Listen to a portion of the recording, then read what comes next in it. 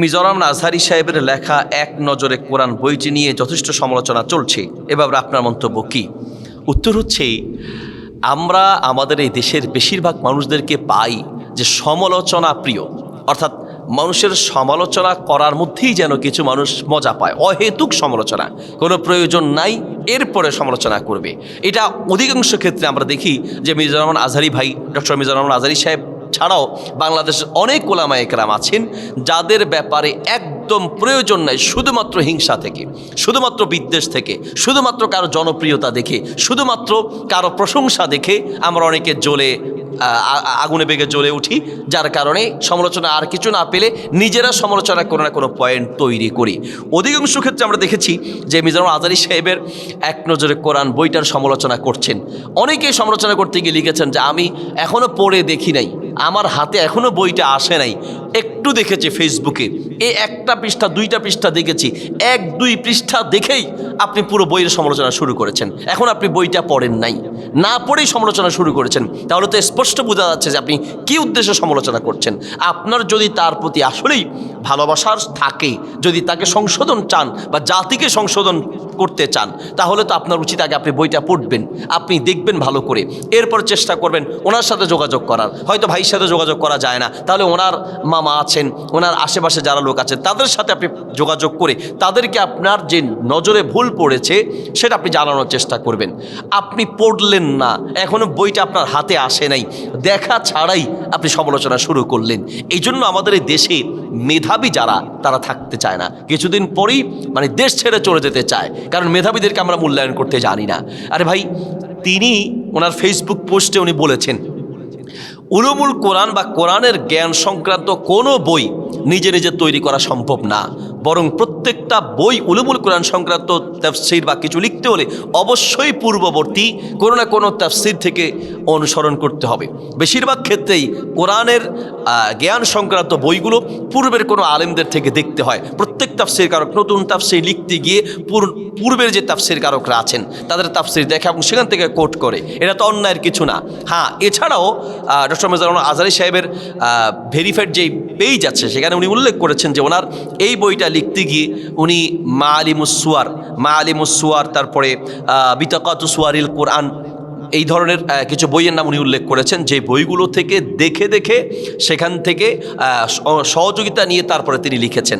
আমরা অনেকে বেশিরভাগ ক্ষেত্রে এই বইটার সিস্টেম বা পদ্ধতি, আমি যতটুকু দেখেছি তা হচ্ছে মাআলিমুস সুয়ার একটা আরবি বই আছে, যেই বইয়ের সাথে সিস্টেম এবং পদ্ধতিগত অনেকটা মিলে, কিন্তু একেবারে 100% যে মিল এমনটা নয়, অনেক ক্ষেত্রে মিল আছে, অনেক ক্ষেত্রে মিল নাই।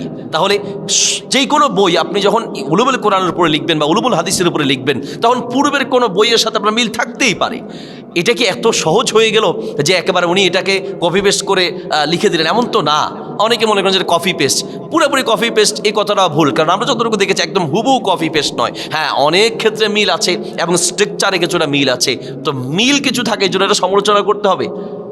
এই যে একটা খেদমত, আমার জানা মতে আমরা যারা আলহামদুলিল্লাহ লেখালেখি করি বা আমরা বইয়ের জগতে যারা পড়ালেখা করে, আমাদের জানা মতে, বিশেষ করে আমার জানা মতে, আমি এই রকম আর কোনো বই ইতিপূর্বে বাংলাদেশে ছাপানো হয়েছে বাংলা ভাষায় আমি পাইনি। তাহলে আপনিও হয়তো বা দেখেন নাই, যারা সমালোচনা করছেন তারাও হয়তো দেখেন নাই। তাহলে এইরকম একটা বই ইতিপূর্বে বাংলাদেশে লেখা হয় নাই, যেটা মাইন্ড ম্যাপ আকারে কোরআনের মাআলিমুস সুয়ারের মতো বা বিতাকাতু সুয়ারিল কোরআন, এই জাতীয় বই বাংলায় এর আগে অনুবাদ হয় নাই বা বাংলায় লেখা হয় নাই। সেখানে উনি অনুবাদ করেছেন, অনেক ক্ষেত্রে হুবহু রেখেছেন, কিছু জায়গায় চেঞ্জ করেছেন, অথবা বেশিরভাগ জায়গায় উনি হুবহু রেখেছেন। তো তাতে কি হয়েছে?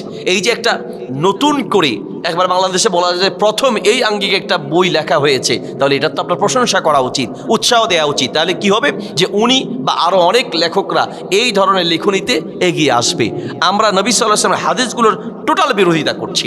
রাসূল সাল্লাল্লাহু আলাইহি ওয়াসাল্লাম বলেছেন, বাশশিরু ওয়ালা তুনাফিরু, মানুষকে সুসংবাদ দাও, মানুষকে উৎসাহ দাও, মানুষকে নিরুৎসাহিত করো না, ঠিক না? তাহলে এই যে একটা বই লেখা হয়েছে, আপনারা যারা আছেন আগে দেখছেন এরকম কোনো বই?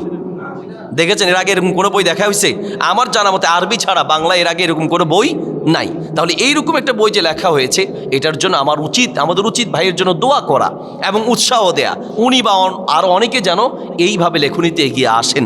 আমরা দোয়া করি, যেটা যারা সমালোচনা করছেন আমার বিশ্বাস যে হয়তোবা পূর্ণাঙ্গ বইটা যদি পড়েন হাতে আসে তারপরে ইনশাল্লাহ হয়তোবা ওনাদের ভুল বুঝতে পারবেন, অথবা যদি এখানে কোনো ভুল ত্রুটি থাকে উনি তো পেজে লেখায় বলেই দিয়েছেন, ওনার যেই পেজ আছে ভেরিফাইড পেজ সেখানে যে ভুল ত্রুটি থাকা অস্বাভাবিকের কিছু নয়, সেটার জন্য পরামর্শ দেওয়ার কথা বলা আছে, আপনি পরামর্শ দেবেন। যে কোনো লেখকই পরামর্শ চায়।